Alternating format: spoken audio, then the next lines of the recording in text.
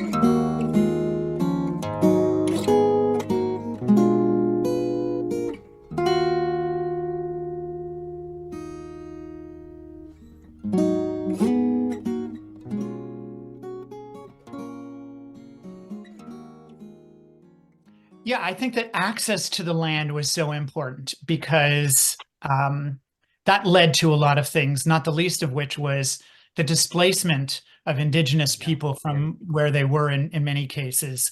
The resource extraction that happened at a very fast, accelerated pace because of the access that they now had.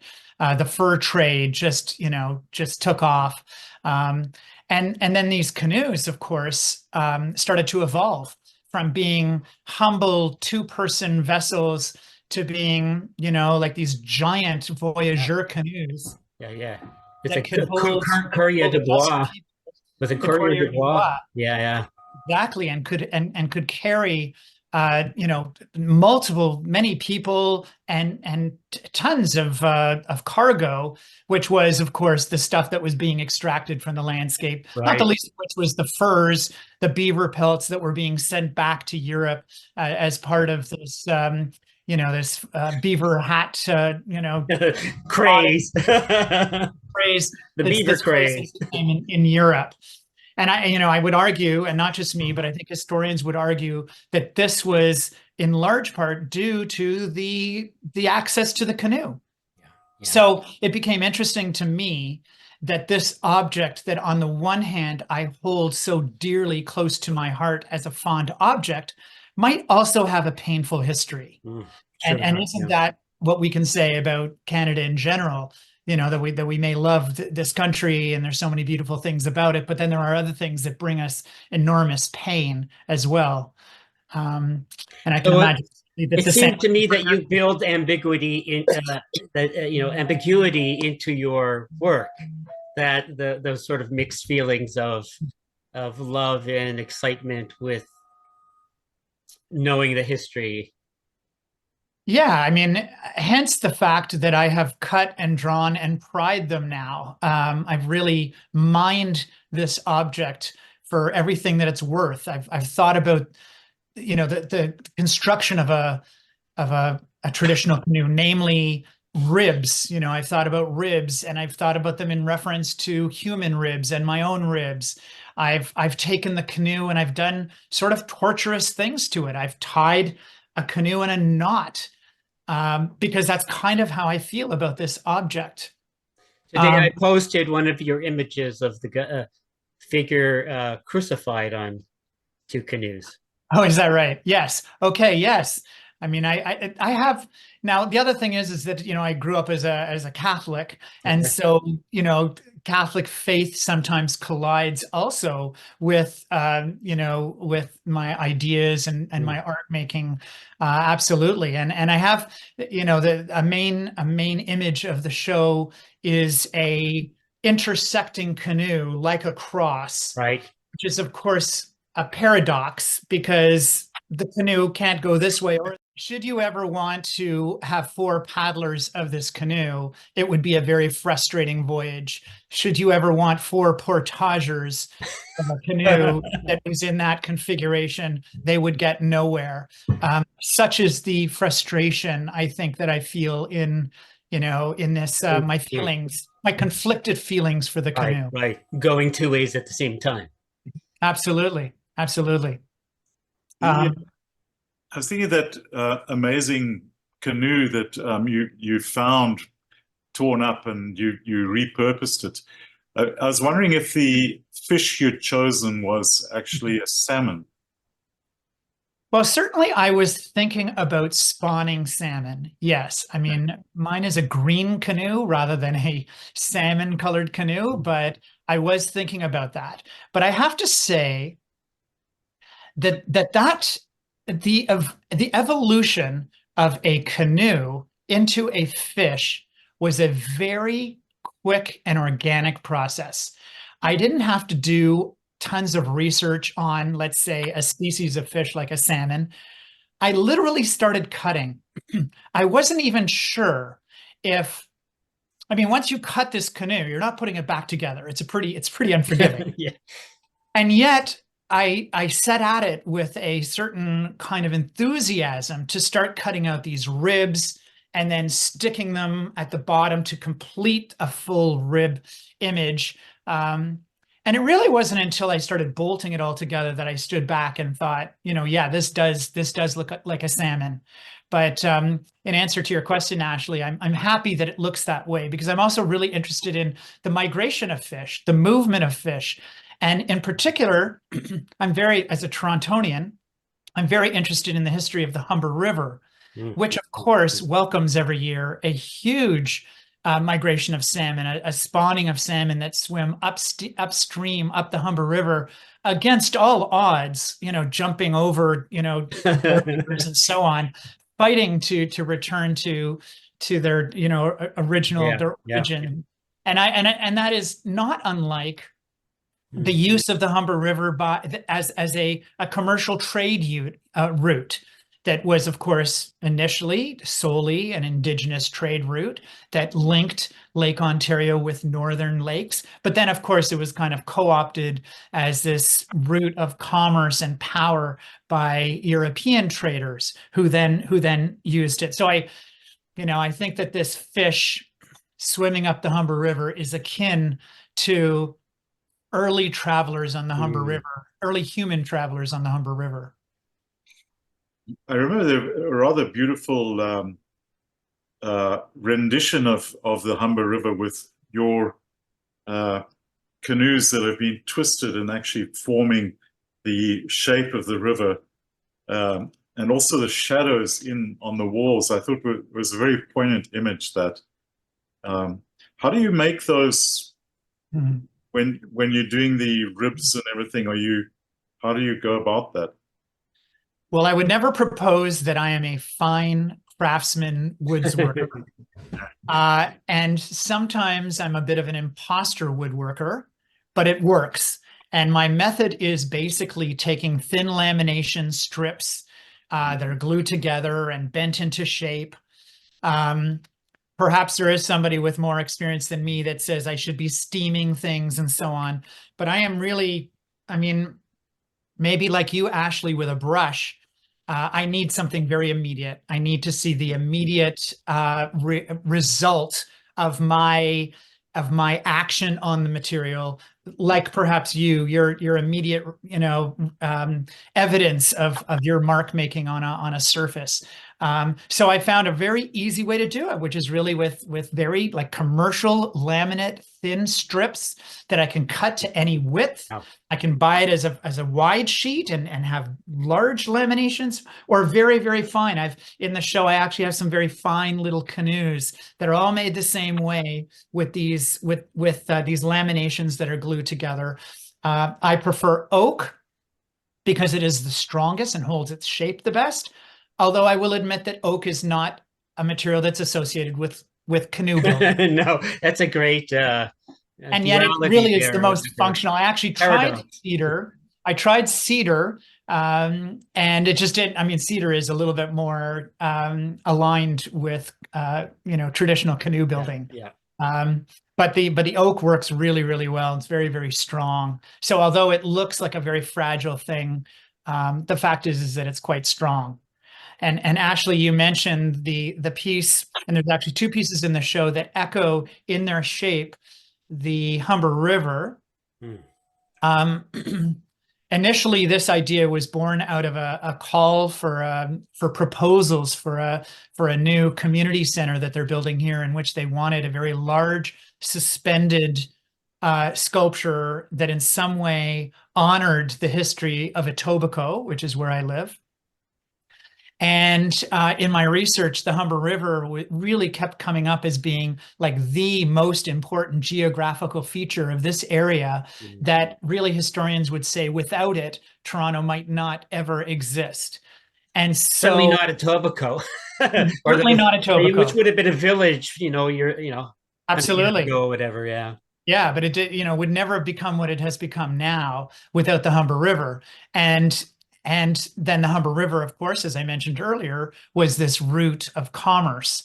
And so I thought, if I could fuse together these two images, river, and in particular the river map, with the canoe, so that the river actually is a canoe with its appendages, which are the tributaries, the Black Creek, and the different arms of the Humber River, I thought that was kind of a poignant. A poignant symbol, emblematic of this place we call Etobicoke. And in fact, in other renditions that were not in the show, that it had seats, and each seat of this Humber River vessel was a bridge that crosses the Humber River. So the Bloor Bridge and, you know, the bridge across, you know, at Eglinton, and I placed them specifically geographically accurate to where these bridges currently are. Amazing. That's amazing. So it sounds, or I guess this should be more of a question. How much of your process is like process oriented, and how much is sort of planning?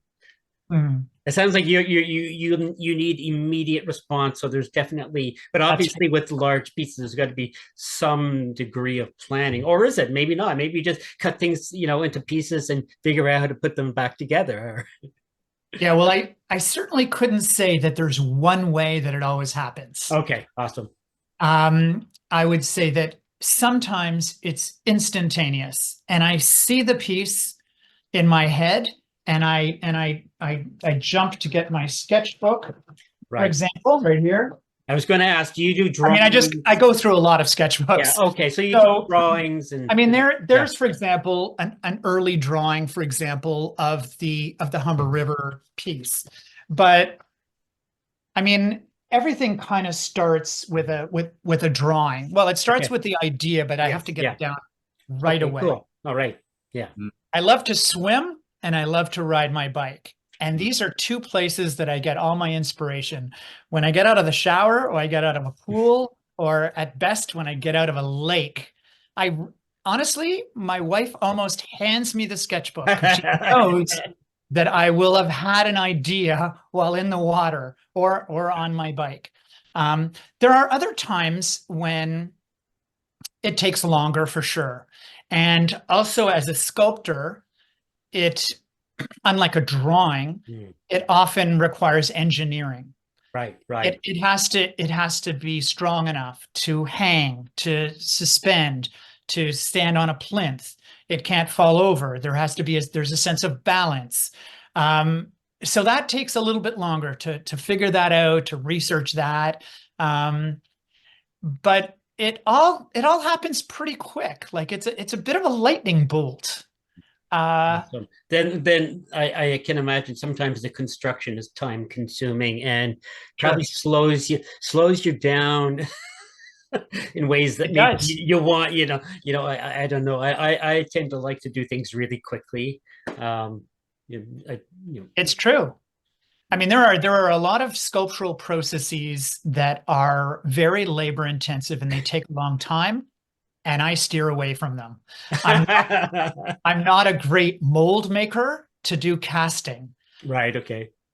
But I love work that has been cast and multiples and so on. It's just I mean, maybe if I had the resources to have a bunch of assistants doing that would be fantastic. In fact, there are a lot of stages in what I build where it's as simple as I have to wait for the glue to dry before I can do the next step. And I'm very impatient. But therefore, I usually have lots of projects on the go. Right. I can imagine. That's drawing. So now I'm cutting. And now do you have a large kind of industrial space where you do your work, or in your garage?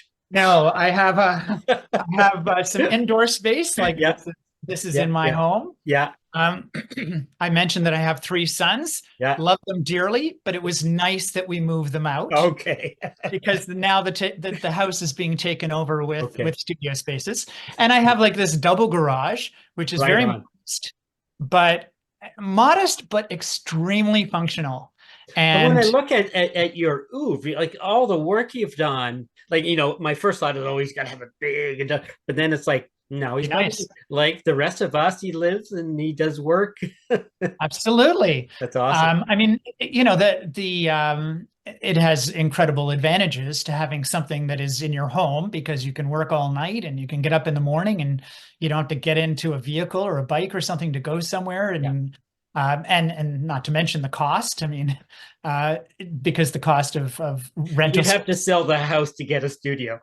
Absolutely.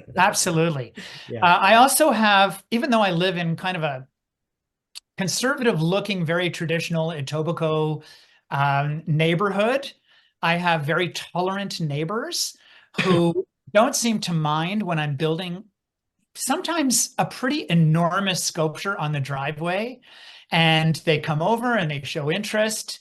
I may be the crazy guy on the street, Yeah, that's but right. I'm not the hated crazy guy on the street, which is nice.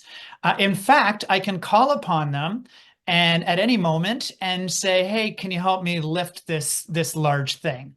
So I've built very, very large. Well, I mean, by my standards, I think they're pretty big sculptures in a pretty modest space. Having the show at the Redhead was wonderful because it's really very important to be able to put something up and then actually be able to take 5 or 10 steps back to look at it. And that's not a luxury I have in the studio space that I have here. To get between myself and that wall is about as good as it gets. And I'm not complaining because there are a lot of people that don't even have that. Yeah. So I'm No, very thankful. I've always had that problem where my vision's bigger than the space I'm in. So yeah, you just make it in the, cramped space and then That's it. use a mirror or, Oh yeah, totally. go outside and look through the window. Take a photograph and look at it. But I would definitely say that my work has not been adjusted or compromised to fit this space. If it does not fit the space that I currently have, which is rare because I can always find some way to build it in components in the space I have, but sometimes not, then I have rented short-term things, Right. short-term studios. I have a piece called Plant It Forward, which was really a very large piece. And, it had a decent budget that allowed me to have a larger studio space. So I'm certainly not averse to that. I also had a very large piece called Tug. Tug is a piece that has 4 rowboats that are tied to a tree in the middle, 4 full-size, like 16-foot, 17-foot Wow. each rowboats tugging on a tree with a mechanism inside each rowboat where the oars were, automatically, moving like that. So I secured a really lovely big space for it. And I've just been very fortunate by just running into nice people that have allowed me and encouraged me and supported my strange and ambitious visions. Is that piece up somewhere, John? It isn't currently up. It was in Nuit Blanche in 2022. And then it had a showing at a place called the Nielsen Park Creative Center in the West End of Toronto. So it had an outdoor life, which was great because I chose the biggest maple tree I could find for these rowboats to tug upon. Yeah. But then your average indoor gallery does not have a tree in the middle of it. So I actually had to find a fallen tree and with a crew of people, bring a tree into the gallery, stand it up and affix it to beams on the ceiling. And it became a very different piece, which I really loved, no better or worse, just a very different piece. Oh, that's great. I would have loved to see that. Yeah, my website has some images of it, but not great images because I have to redo some things on my website, but I can maybe on my Instagram post there might be some images. It's basically not only do the oars go, but they're situated, each of the 4 of them are situated within a little house. And there's illumination inside with an animation going on that the rowing, you can see a person rowing and you could see things moving. It's sort of like this strange Wes Anderson moving shadow play in this house with these oars moving as they try desperately to tug on this central tree, which of course is not letting them get anywhere.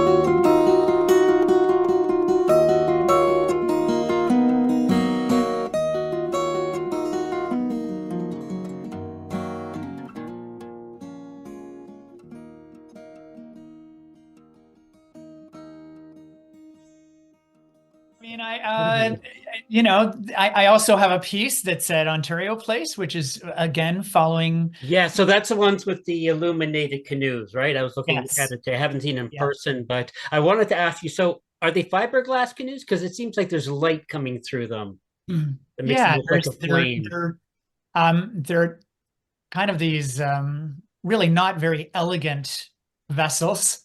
As someone who loves a canoe that is very well designed and Sure, packs yeah. beautifully, these ones are utilitarian recreational Coleman canoes Right. made of like an ABS plastic, like a Royal X plastic. Something you would rent on vacation for like 2 hours. Yes, Yeah. absolutely. Yeah. And I have 6 of them. So if anybody wants to rent one, I now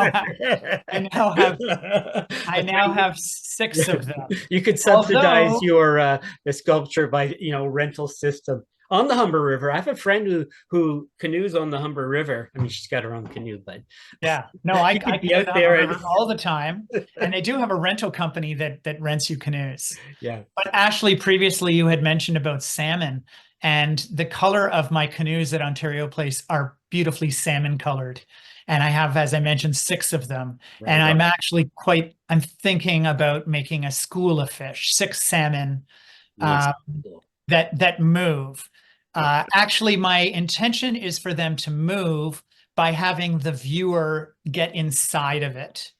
So instead of it being stagnant, stationary, and suspended, it's on a frame and on wheels, and you can get inside, and 6 people can get in, one in each of these canoes, and can Wow.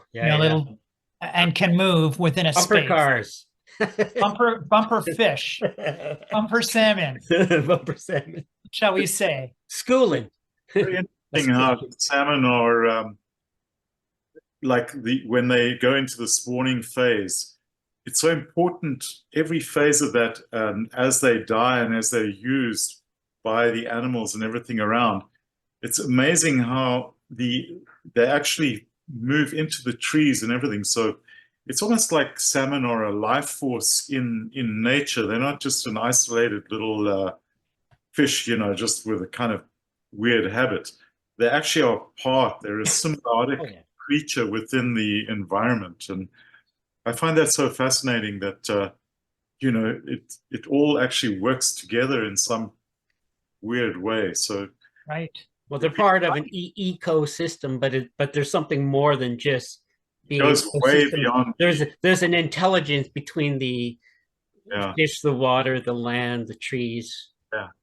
Well, and in one way, when you witness it, I don't know, maybe you've witnessed this before. On one hand, it seems so tragic. It's and as I mentioned earlier, these salmon trying to get over these kind of these concrete structures. Yeah. And crowds of people cheering them on, like, go, you can do it. And often they can't do it. And there are carcasses. So it has a tragedy to it.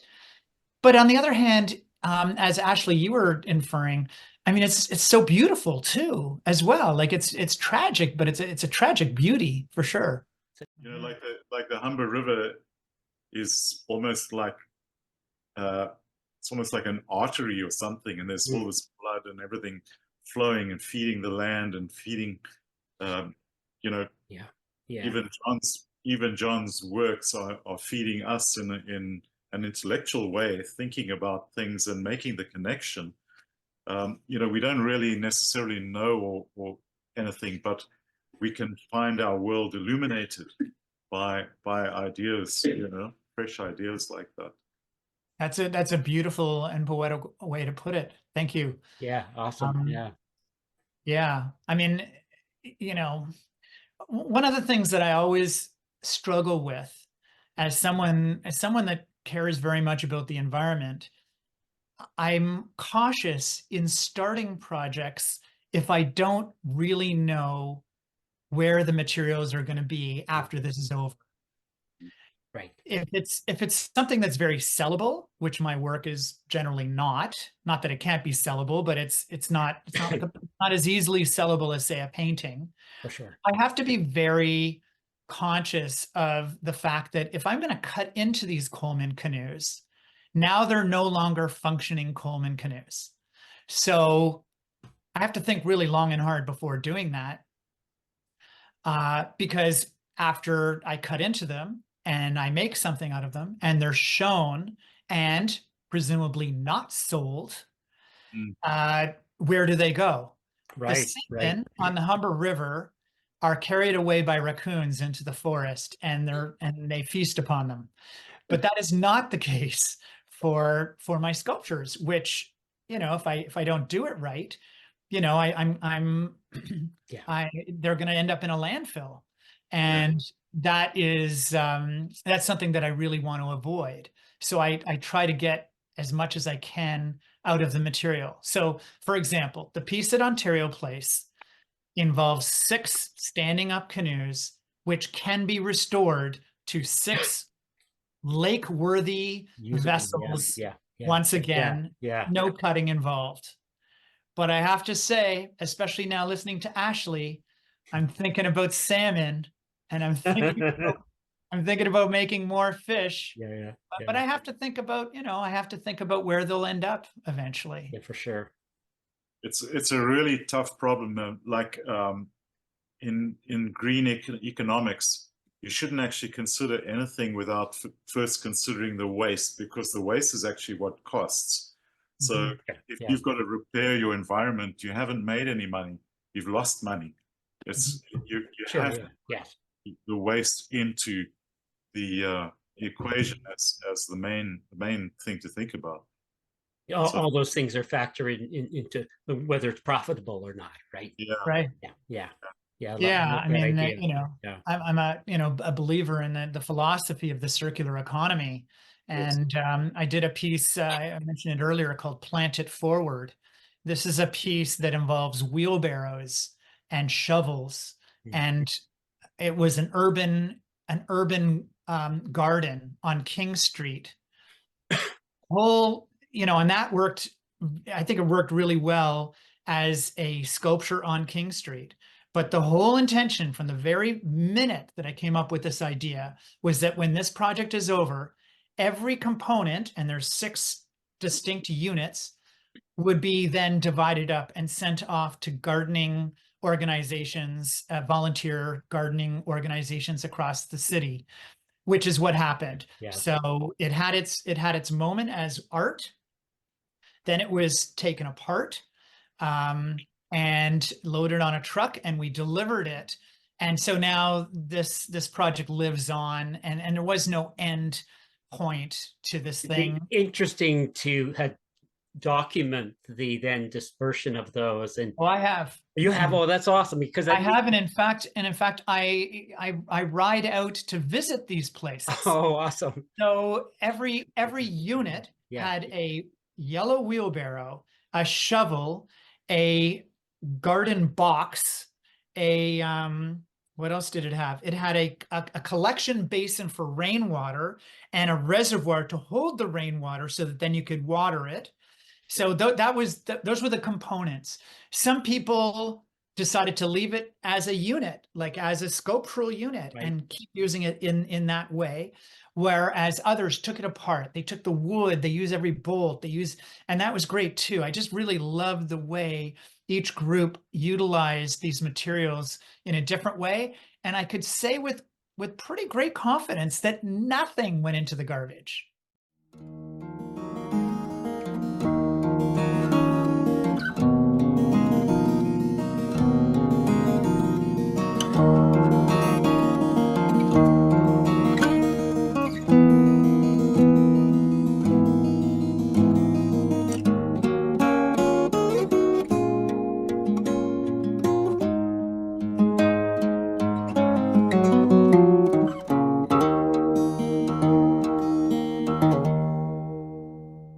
Definitely a challenge.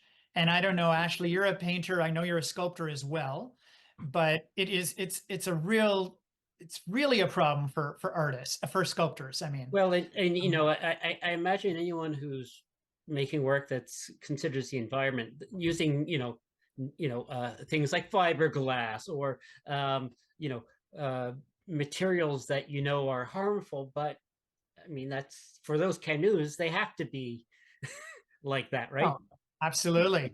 Yeah. Yeah, I had a very large installation in Lake Ontario, and then it was at Nathan Phillips Square and Mel Lastman Square. It was a floating series of 5 icebergs. I made these 5 floating icebergs, and each iceberg is sort of the size of a car. So they're pretty, Okay. you know, Yeah. they're not real iceberg size, but they were pretty big from my standards again. And they're made out of styrofoam, which is a terrible material for the water. But this styrofoam I secured from Ellis Don Construction Company that was doing the demolition of the building and Right. pulling these large styrofoam blocks out of the ground because they use them in forming of concrete and Oh, under yes. Yeah. Yeah. parking lots and so on. And when I saw these giant styrofoam blocks, and I contacted someone at Ellis Don, I said, "Where are they going?" And they said, "Well," they sheepishly said, they're going to a landfill." Yeah. Yeah. Yeah. And if you do your research, you know that styrofoam is actually completely recyclable. They just don't do it very Right. often Right. Yeah. because Yeah. it's lightweight. The little Yeah. Yeah. particles of it are Yeah. cumbersome, so they actually don't bother with it. So they bury this stuff.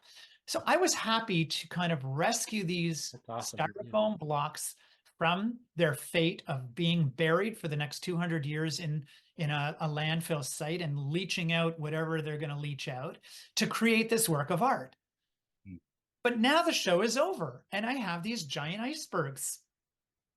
So I have an idea now to cut up my iceberg into tiny blocks and make a whole new installation. Like I'm going to keep You making can art, reuse it. I Yeah. think, Yeah. Yeah. That's out of amazing. this styrofoam, out of this material until, well, I don't know. I don't want to even think until, but I'm going to keep reusing the materials I for, love that idea. I mean, it's Yeah. kind of like painting over a canvas, although I can't imagine you do that too often, Ashley. Oh, I know I do it way too often. I also take paintings and I cut them up into little pieces and make new paintings out of them. So That's yeah, cool. or actually, here's And my philosophy. idea is that I do collages, but I don't actually pin them up. I have this idea that I'm going to sell them as kits in like big Tupperware. Then people can take them and pin them anywhere they want and just move them around. I love that idea of having paintings and collages that they are like they're actually still alive and you can change them.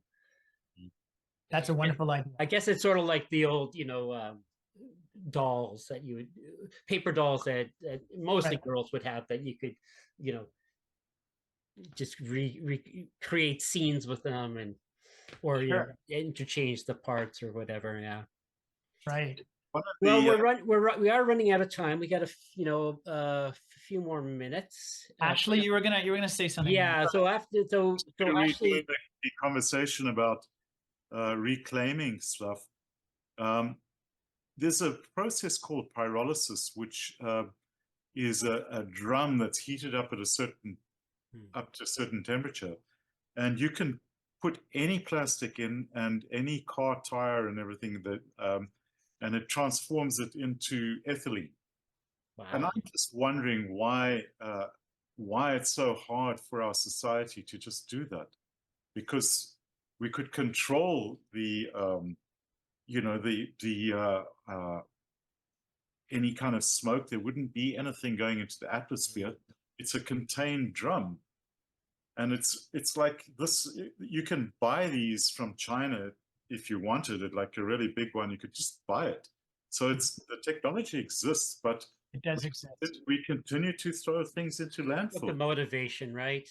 Oh, We all know built-in obsolescence, all that shit, right? If you bought a washer and dryer 60 years ago, it's likely still working. If you bought one 20 years ago, it's a scrap heap now. right. We all know that. Yeah. It's so unfortunate. And Yeah.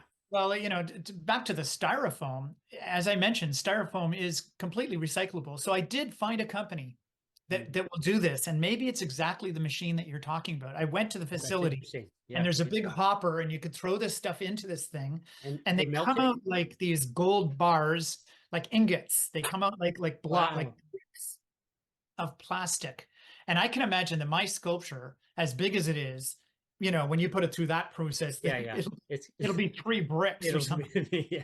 But I have to say that I contacted the city, and not to throw the city under the bus, so to speak, Mm. but I talked to who I think was like a very highly placed person in charge of recycled waste in the city of Toronto, who assured me that if I put out this styrofoam, even on my, out on my doorstep for pickup recycling, she said it would go to a facility and then eventually it would be recycled. So I took a couple of blocks of styrofoam and I drove to the Disco Road transfer station because I wanted to test this theory. Right, right. And I drove in. They put me on the weigh scale, and as they do, and I said, "Well, don't really bother because this weighs nothing." But anyway, I'll do it. I drove into the facility, and there was a guy there in his hard hat, and he said, "Right over there, dump it over there." So I drove over, I took it out, and what over there was this heap of garbage. There was no separation. It clearly didn't even look just like recycled things, but I told them I want to recycle this.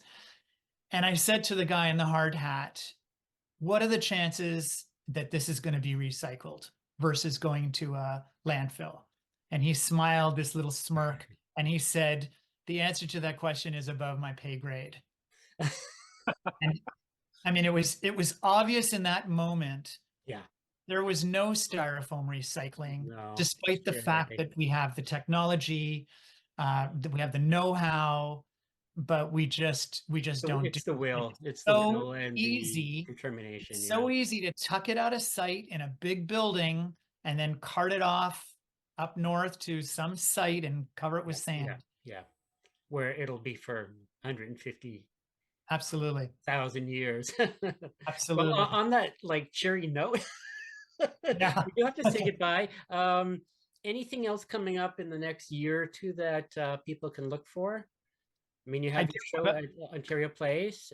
Sure. Show at Ontario Place. There's a show currently still on at Todd Morton Mills. Todd Morton Mills. Have a Yeah. show in Midland Okay. at Quest Gallery, which Okay. is a group show that follows similar themes about exploring not just the canoe now, but leisure culture at large. Nice. And it's called Not Lost But Found. Beautiful. And All it's right. really all about found objects and reconfiguring them. So that's coming up as well. And I'm excited about. I keep writing proposals. So I'm writing a proposal for the Amsterdam Light Festival because I want to float. I want to float one of my icebergs in their canal. Awesome. If We've got a if they minute, allow so it. I'm gonna have to say our goodbyes now. It all sounds so exciting, and I encourage everybody to keep their eye on John's work, and we'll have a link right after this to your website, and look forward to all your exciting new work. Thank you so much, Charles, and thank you so much, Ashley. Really appreciate Sure. the conversation. It's been fun. Wonderful. Chat, guys. Take Thank care. you. Bye bye. Bye. Bye now.